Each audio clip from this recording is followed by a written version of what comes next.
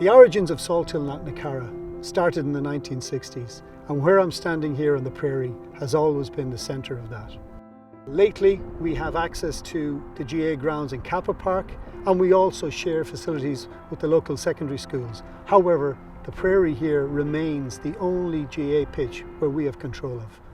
We're crying out for more facilities. Increased development up in Knocknacarra has brought more and more kids to our training sessions. The explosion of female participation in sport sees as many girls playing in our club as boys. Our membership has doubled in the last decade to over 2,500. Salthill is definitely a very special place. We come down here for training and to be active, but really you're looking forward to coming down and meeting your friends, and so the friendships you build over the lifetimes, they're long-term friendships.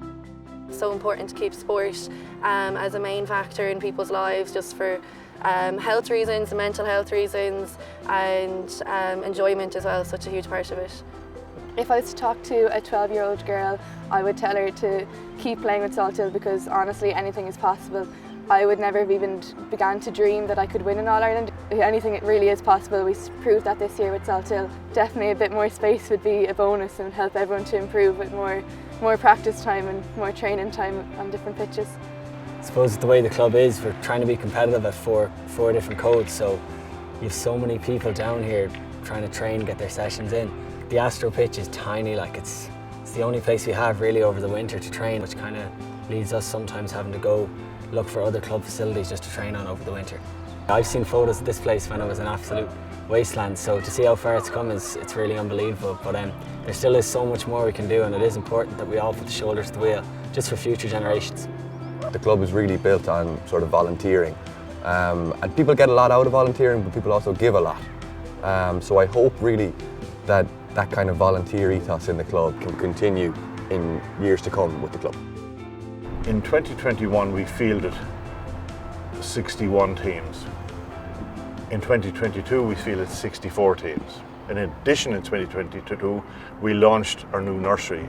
Every Sunday morning 150 kids are here. That's only going to increase the volume and the demand for training slots, for matches and so on.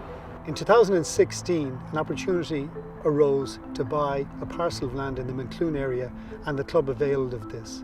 However, uncertainty over the route of the outer bypass prevented us from progressing back then. But this has now been finalised and we're ready to get moving.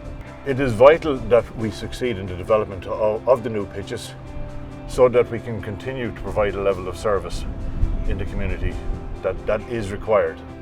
The facilities we propose in Moncloon will be 2 GAA pitches, full size, one of which will be all weather, vital for Galway's wet winters.